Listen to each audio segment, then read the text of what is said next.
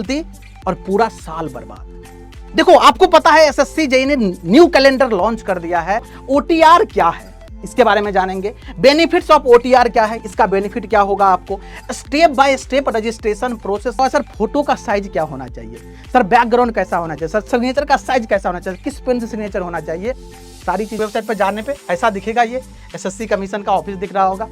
आपको यहाँ लॉगिन पे क्लिक करना है। देखो ये दिख रहा है ना, ये करते हैं मोबाइल में तुम करते हो ओटीआर, वो उस समय में पता नहीं गलती से कुछ ऊपर नीचे हो जाता है, ऑटो करेक्ट हो जाता है। आपको मोबाइल नंबर अपडेट करना होगा, आपको ईमेल आईडी अपडेट करना होगा।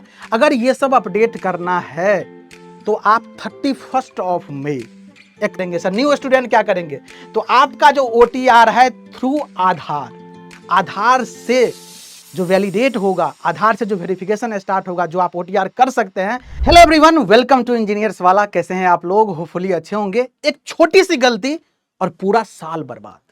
देखो आपको पता है एसएससी जेईई ने न्यू कैलेंडर लॉन्च कर दिया है और न्यू कैलेंडर आने के बाद आधार को लेकर के बहुत सारा अपडेट बैक टू बैक आ रहा है। और अगर मैं बात करूं एसएससी जेईई का, तो सबसे पहला स्टेप जो होता है ना, ये होता है ओटीआर का।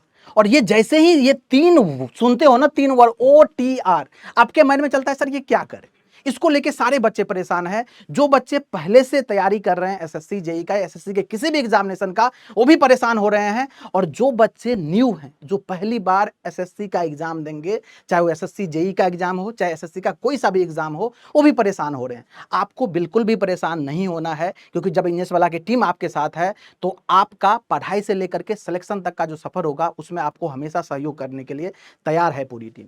आज मैं इस वीडियो में बात करने वाला हूं, आपको पीछे दिख रहा होगा इंपोर्टेंट डेट्स, इसके साथ साथ मैं बहुत सारे इंपोर्टेंट पैरामीटर पे बात करने वाला हूं। और ये पीछे दिख रहा होगा आपको ओटीआर क्या है, इसके बारे में जानेंगे। बेनिफिट्स ऑफ ओटीआर क्या है, इसका बेनिफिट क्या होगा आपको, step by step registration process क्या है, इसके पे भी बात करेंगे। और साथ ही साथ details required for SSC OTR, कौन कौन सा डिटेल की रिक्वायरमेंट होगी, इस पे बात करूंगा। और एट लास्ट हम बात करेंगे common mistake during OTR process. देखो एक छोटी सी गलती करोगे आप, और मैं बता रहा हूं, मैं कई सारे ऐसे स्टूडेंट को जानता हूं जिसका एग्जाम में सिलेक्शन हो गया बट उसको ज्वाइनिंग नहीं मिली और आज भी परेशान है, कोर्ट में केस चल रहा है। तो मैं बोलूंगा अगर आप तैयारी कर रहे हैं तो ये छोटी छोटी मिस्टेक आप मत कीजिएगा। मैं सारी गाइडेंस यहां पे प्रोवाइड करवाऊंगा और आप इसी प्रोसेस को फॉलो कीजिएगा। सारी चीजें बहुत स्मूथ तरीके से, आसान तरीके से हो जाएगी। चलिए जानते हैं सबसे पहले, जो देखो ये एक ऑफिशियल नोटिफिकेशन आया था।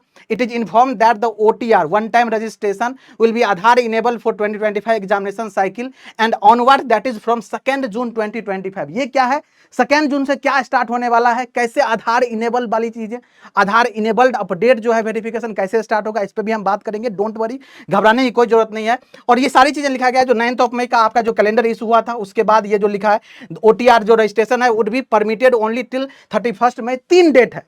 देखो सबसे पहले एक में डेट है 2 जून, एक है 9 मई और एक है 31 मई। तो 9 मई को कैलेंडर आया था, आपको पता है। और 2 जून से आपका आधार इनेबल जो नेक्स्ट सेशन के लिए न्यू यूजर है उसके लिए स्टार्ट हो जाएगा। और 31 मई वो डेट है जो ओल्ड यूजर है ना, वो इस डिटेल्स को एडिट कर सकते हैं। अब एडिट क्या क्या कर सकते हैं इस पे भी बात करेंगे, घबराने की कोई जरूरत नहीं है। वीडियो में बने रहिएगा, आपको सारी जानकारी मिलेगी। तो सर चलिए सबसे पहले जानते हैं ये आखिर ओटीआर क्या होता है। सर ये ओटीआर, व्हाट इज ओटीआर? तो यहां पे 2 क्वेश्चन आपके मन में आता है। सबसे पहले इसका बेनिफिट क्या है, दूसरा कौन कौन सा स्टूडेंट ओटीआर के रजिस्टर कर सकता है। यस देखो सबसे पहली बात, अगर मैं बेनिफिट्स का बात करूं तो save time for future application. हो सकता है आप आगे प्लान कर रहे हो एसएससी जेईई का, एसएससी सीएचएसएल का, एसएससी सीजीएल का, एसएससी के किसी भी एग्जाम का, तो आपका टाइम सेव होगा ओटीआर करने के बाद। और OTR is the first step. मतलब आप अगर पढ़ना स्टार्ट करते हो नर्सरी से ना, तो जैसे प्री नर्सरी होता है ना, यस नर्सरी से पहले का क्लास, तो जैसे ही आप कोई फॉर्म फिलअप स्टार्ट करोगे ना, चाहे एसएससी का कोई सा भी फॉर्म हो, आपको सबसे पहले ओटीआर करना ही पड़ेगा। इस बात का ध्यान रखिएगा। इसके बाद क्या, सेंट्रलाइज डेटाबेस फॉर कैंडिडेट। सारे कैंडिडेट, जितने भी कैंडिडेट एसएससी के पास पहुंचेगा, जितने भी कैंडिडेट एसएससी का एग्जाम देगा, ओटीआर करना सबके लिए जरूरी है, क्योंकि सबका डेटाबेस एक जगह एकत्रित रहेगा। यस इसके बाद क्या है, eliminate the hassle for filling repetitive form. आप जो कई सारे फॉर्म भरते हो ना, कई बार डॉक्यूमेंट्स लेता है, कई बार एक ही डेटा को फिलअप करना पड़ता है, आपको लगता है सर क्या एक ही बार कर रहे हैं। आपको ये सब नहीं करना पड़ेगा। एक बार ओटीआर कीजिए, लॉगिन कीजिए और आराम से जो फॉर्म फिलअप करना है आराम से फिलअप कर सकते हैं। बस उसमें एप्लीकेशन आना चाहिए, उसमें सीट्स आनी चाहिए, that is very important. Okay, इसके बाद बात है कौन कौन बच्चा रजिस्टर कर सकता है, हु शुड रजिस्टर, किसको रजिस्टर करना चाहिए। सबसे पहली बात है all aspirant planning to appear any SSC exam like SSC JE, SSC CGL, SSC CHSL, कोई सा भी एसएससी का एग्जाम देना चाहते हैं, आप इसके लिए एलिजिबल है, आप ओटीआर कर सकते हैं। और OTR is mandatory first step. ये सारे स्टूडेंट के लिए अगर एसएससी का एग्जाम देना चाहते हैं तो ये मैंडेटरी स्टेप है, इसके बिना कोई भी फॉर्म फिलअप नहीं कर सकते हैं। पहली बात क्लियर हो गई होगी। अब दूसरा मन में आता है sir details required for SSC OTR, कौन कौन सा डिटेल की रिक्वायरमेंट है मुझे। तो देखो सबसे पहले आपके पास होना चाहिए पर्सनल इंफॉर्मेशन, जिसमें कि आपका नेम हो गया, आपका मदर्स नेम हो गया, आपका फादर्स नेम हो गया, आपका जेंडर क्या है, ये सारी बातें जो बेसिक डिटेल्स होता है, ये पर्सनल इंफॉर्मेशन चाहिए। साथ में कॉन्टैक्ट डिटेल्स होना चाहिए। यहाँ पे बच्चे गलती करते हैं। अब कॉन्टैक्ट डिटेल्स में क्या होता है ना, बच्चे ऐसा नंबर दे दिए जो आपके पास आई नहीं, ऐसा बिल्कुल भी मत कीजिएगा। आपके पास जो आप नंबर, मोबाइल नंबर चालू है, जो आपके पास रहता है, वही डिटेल दीजिएगा। साथ में वही ईमेल आईडी दीजिएगा जो वर्किंग है। और इस बात को ध्यान रखिएगा, इस दोनों चीज को नोट डाउन करके रखिएगा, क्योंकि ये दो ऐसा चीज है जो आपको through out the journey, through out the selection ये काम आने वाला है। ओके। तीसरा क्या है सर, आईडी प्रूफ। अब आईडी प्रूफ में क्या है, आपको आधार कार्ड देना ही पड़ेगा, दिस इज इसेंशियल। क्यों देना पड़ेगा, आपको आधार का वेरिफिकेशन, और आपको पता है आधार इनेबल वेरिफिकेशन सारी चीजें, तो आधार के बिना चीजें करना मुश्किल हो जाएगा। अगर आप आधार कार्ड नहीं दोगे तो आपको इसके अलावे बहुत सारे डॉक्यूमेंट देना पड़ेगा, और आपको एग्जामिनेशन सेंटर पे भी 2 घंटा पहले पहुंचना पड़ेगा। तो सबसे आसान काम है, जो आप आधार कार्ड का डिटेल्स दे दीजिए, वहां पे वेरिफिकेशन करवा लीजिए आधार से, जिससे कि सारी चीजें स्मूथली चले और आपको एग्जाम में कोई भी परेशानी ना हो। इसके बाद क्या है, एजुकेशनल डिटेल्स। बिल्कुल आपने जो एजुकेशन कंप्लीट किया है, चाहे डिप्लोमा किया है तो डिप्लोमा दीजिएगा, चाहे आपने बीटेक करा है आपने बीटेक दिया है, जो किया है सही सही आपको डालना है, पुटअप करना है इसमें। और साथ में अपलोड फोटो एंड सिग्नेचर। बहुत बच्चे परेशान है, मैं सच बता रहा हूं। इस वीडियो के नीचे कमेंट करके बताइएगा, आपके मन में भी चल रहा होगा सर फोटो का साइज क्या होना चाहिए, सर बैकग्राउंड कैसा होना चाहिए, सर सिग्नेचर का साइज कैसा होना चाहिए, किस पेन से सिग्नेचर होना चाहिए, सारी चीजें मैं बताऊंगा आपको, बिल्कुल भी परेशान होने की जरूरत नहीं है। ये है डिटेल्स रिक्वायरमेंट आपको होना चाहिए, 5 चीज आपको पता होना चाहिए। इसके बाद step by step OTR registration process क्या क्या है। सबसे पहली बात, आपको हमेशा ऑफिशियल वेबसाइट पे विजिट करना है, और ऑफिशियल वेबसाइट है www.ssc.gov.in, यही इसी पे जाना है। इसके अलावा जो पुराना वेबसाइट है ssc.nic.in, उस पे नहीं जाना है, इस बात का ध्यान रखें, दिस इज मस्ट। www.ssc.gov.in हमेशा देखिएगा, इसी पे जाकर के इसी पे आपको सारा काम करना है एसएससी का। इसके बाद क्या, बेसिक डिटेल्स प्रोवाइड करना है। इसके बाद क्या, वेरीफाई करना है, मोबाइल नंबर और ईमेल आईडी दोनों पे ओटीपी जाता है, जो ईमेल आईडी दोगे उस पे जाएगा, जो मोबाइल नंबर जाए उस पे भी जाएगा OTP. Okay. Create login conditional, और यहाँ पे पासवर्ड सेट करने के लिए कुछ कंडीशन होता है, उसको यूज करके, आपको पता है इतना इंटेलिजेंट हो आप लोग, पासवर्ड सेट करिएगा, और पासवर्ड को कहीं लिख करके रख लीजिएगा, मोबाइल में नहीं, पेन पेपर पे लिख करके रख लीजिएगा, जिससे कि आपको आगे भी काम आएगा ये सारी बातें। अपलोड रिक्वायर्ड डॉक्यूमेंट, जो डॉक्यूमेंट आपके पास है वहां पे रिक्वायर्ड है, वो सारे डॉक्यूमेंट आप अपलोड कर देंगे और रिव्यू कर लेंगे इन सारी चीजों को, और आफ्टर सबमिशन आपका ओटीआर फिनिश हो जाएगा। ये है ओटीआर। अब सर ये कैसे करेंगे, अगर आपको परेशानी है सर ये कैसे करेंगे, डोंट वरी, मैं हूं यहां पे, तो मैं आपको कैसे करेंगे ये भी दिखाऊंगा। देखो इसी के मेन वेबसाइट पे जाना है यहाँ पे, और जैसे ही मेन वेबसाइट पे जाओगे आप, तो देखो यहाँ पे मेन वेबसाइट पे जाने पे ऐसा दिखेगा, ये एसएससी कमीशन का ऑफिस दिख रहा होगा। आपको यहाँ लॉगिन पे क्लिक करना है, देखो ये दिख रहा है ना, यहाँ पे क्लिक करोगे तो जो ओल्ड स्टूडेंट है ना, उसके पास यूजर नेम रजिस्टर नंबर होगा, रजिस्ट्रेशन नंबर होगा, password SSC registration password yes आपके पास होगा। जो पुराने स्टूडेंट है, जो पहले इससे पहले पिछले साल ये वेबसाइट बना है, तो आपके पास ऑलरेडी होगा, ओटीआर कराया होगा आपने। तो अगर आपके पास ये है तो डिटेल्स दे दीजिए। मान लो आपने पासवर्ड भूल गया, ऐसा होता है स्टूडेंट लाइफ में, होता है, इतना पासवर्ड तुम बनाते हो भूल गए होगे। आप फॉरवर्ड पासवर्ड पे जाओगे, आपको मांगेगा डिटेल्स, आप इससे फॉरवर्ड पासवर्ड करके अपना पासवर्ड को लेके आ सकते हो, फिर नया पासवर्ड बना सकते हो, कोई दिक्कत नहीं। ये तो ओल्ड स्टूडेंट के लिए हुआ सर।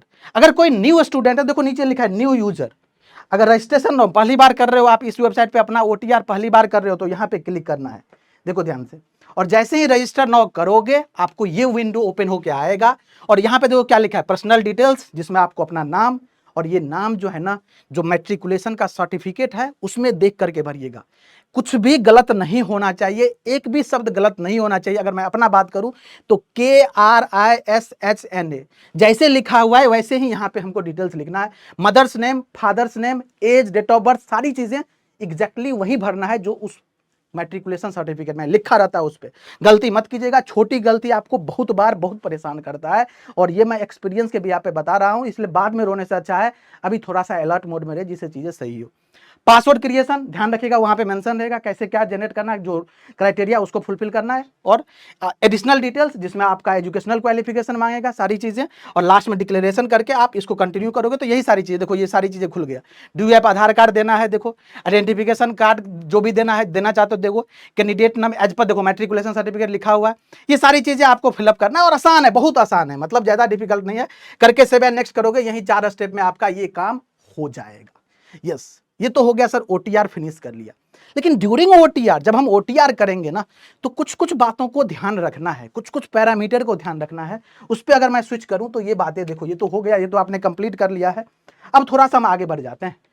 देखिए आगे क्या इंपॉर्टेंट पॉइंट टू रिमेंबर, जो बातें आपको याद रखना है, हमेशा ध्यान रखना है, use valid and active email ID and mobile number. हमेशा ध्यान रखें, आपको वैलिड और एक्टिव ईमेल आईडी ही डालना है, और इसको रिटेन फॉर्म में लिख करके अपने फाइल में रखना है, जिससे कि आगे अगर जरूरत पड़े तो आपको ये सारी बातें पता हो।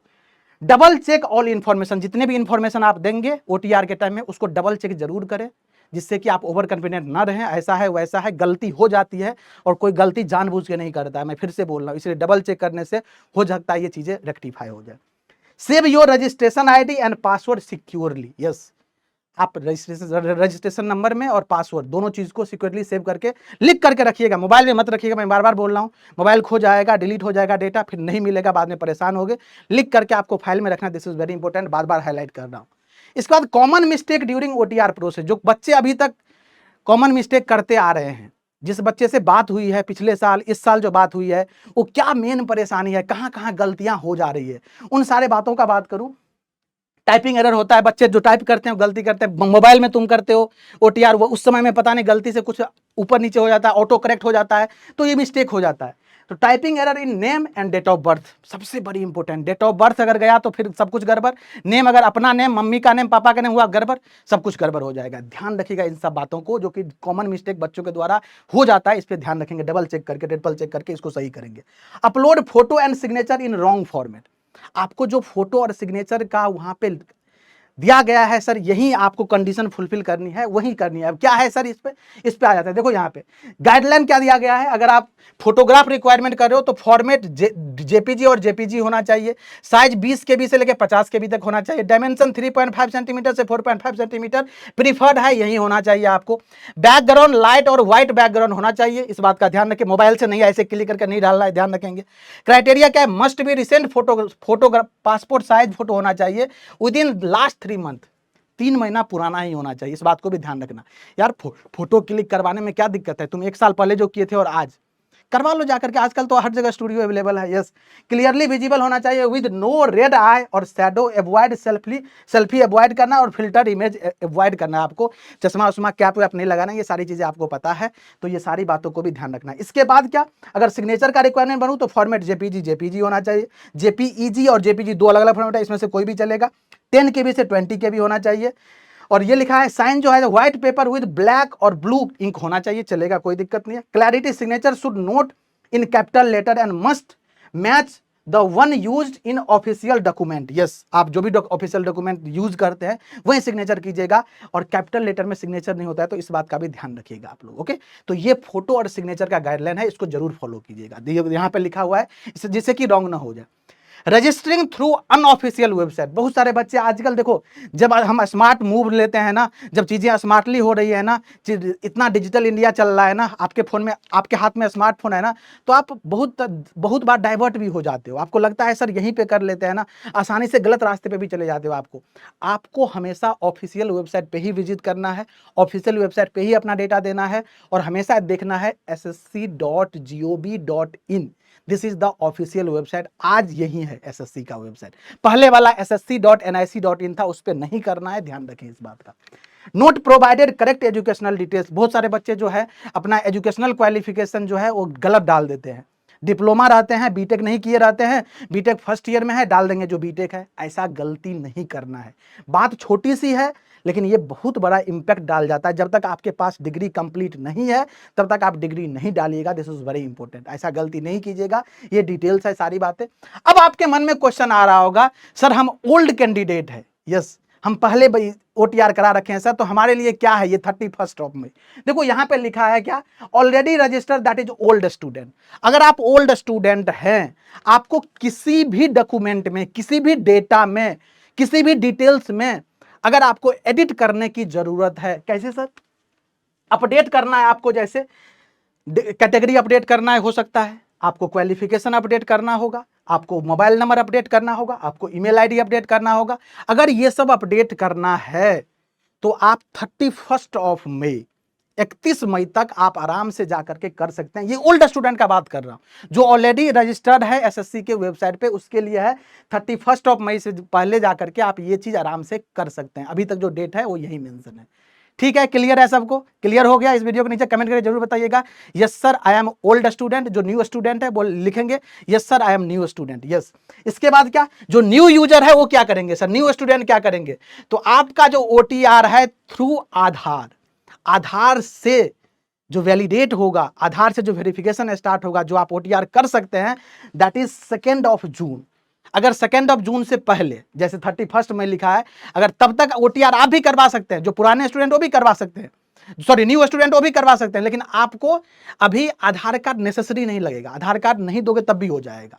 जो भी डिटेल्स होगा आधार कार्ड के अलावा, जो आपके पास डिटेल्स है, जैसे पैन कार्ड है, जैसे ड्राइविंग लाइसेंस है, और भी चीजें जो सपोर्टिव डॉक्यूमेंट होता है, तो आप कर सकते हो। लेकिन हाँ सर अगर अपडेट करना होगा तो अगर अपडेट करना होगा तो जो न्यू स्टूडेंट है वो आगे जा करके अपडेट कर सकते हैं, कोई दिक्कत नहीं है, इस बात का ध्यान रखिएगा। लेकिन हाँ, अगर कोई बच्चा 2 जून के बाद अगर OTR करा रहा है तो उसको आधार के बिना काम ही नहीं होगा, उसमें आधार नेसेसरी ही लगेगा ही लगेगा, आधार कार्ड के बिना होगा ही नहीं OTR 2 जून के बाद। इस बात को ध्यान रखेंगे, यही चीज मेंशन है। 2 जून जो है रजिस्टर यूजिंग आधार अपडेट ओनली, और ये होगा www.ssc.gov.in। तो ये था आपके लिए इंपॉर्टेंट इंफॉर्मेशन। जो ओल्ड स्टूडेंट है वो 31 मई से पहले एडिट कर लीजिए अपने डिटेल्स को। जो न्यू स्टूडेंट है वो 2 जून से OTR कीजिएगा। मैंने प्रोसेस बता रखा है, ये सारे प्रोसेस है, स्टेप बाय स्टेप इस प्रोसेस को फॉलो कीजिएगा, और इस प्रोसेस को फॉलो करते हुए आराम से आप जैसे ही रिव्यू और सबमिट कर दोगे, इसके बाद कुछ नहीं करना है। इसके बाद आगे इन फ्यूचर ना आपको जो भी एग्जामिनेशन में फॉर्म अप्लाई करना पड़ेगा, जैसे मान लो SSC JEE का फॉर्म आ गया फॉर्म SSC JEE का फॉर्म, तुम्हें कुछ नहीं करना है। तुम जाके अपना जो आपको लॉगिन ID मिलेगा, जो पासवर्ड मिलेगा, वो पुटअप करोगे, और पुटअप करने के बाद SSC का आपको आ जाएगा, वहाँ SSC JEE का आ जाएगा, वहाँ पे जाने के बाद आप उसमें अप्लाई कर दोगे, यस आपका फॉर्म अप्लाई होगा। कोई डिटेल्स की रिक्वायरमेंट नहीं होगी, सिंपली एक वेरिफिकेशन OTP के थ्रू होगा और आपका काम हो जाएगा। इसके बाद और भी SSC के कोई भी फॉर्म फिलअप करना चाहोगे तो ऐसे ही होगा, मतलब आपको बार बार डिटेल्स पुटअप करने की जरूरत नहीं है, कोई परेशानी नहीं है आपको। इसीलिए चीज़ों को स्मूथ करने के लिए, चीज़ों को बहुत आसानी से करने के लिए, बच्चे पैनिक ना करें, सारी चीज़ें सही हो जाए, इसीलिए SSC ने ऐसा करा है। तो this is the process of OTR। मुझे उम्मीद है आप सभी लोगों को ये सारी चीजें बहुत बेहतरीन तरीके से क्लियर हो गया होगा। फिर भी अगर आपके मन में कोई क्वेरी चल रहा है, कोई भी कंफ्यूजन है, आप हमसे जुड़ सकते हैं। आपके पढ़ाई से लेकर के आपके सिलेक्शन तक हमेशा हम आपके साथ रहते हैं। Krishna sir PW Telegram channel, यहाँ पे ज्वाइन कर लीजिएगा। यहाँ पे हम आपको गाइड करते रहते हैं, यहाँ पे आपको हम सेशन के थ्रू सारी चीजें इन्फॉर्म करते रहते हैं। तो अगर आप SSC JEE को टारगेट कर रहे हो, अगर आप RRB JEE को टारगेट कर रहे हो, अगर आप किसी भी एग्जाम को टारगेट कर रहे हो, आप हमसे जरूर जुड़े। मिलते हैं किसी नेक्स्ट अपडेट के साथ, तब तक पढ़ते रहिए, सीखते रहिए। कैसा लगा वीडियो जरूर बताइएगा। Thank you so much. जय हिंद।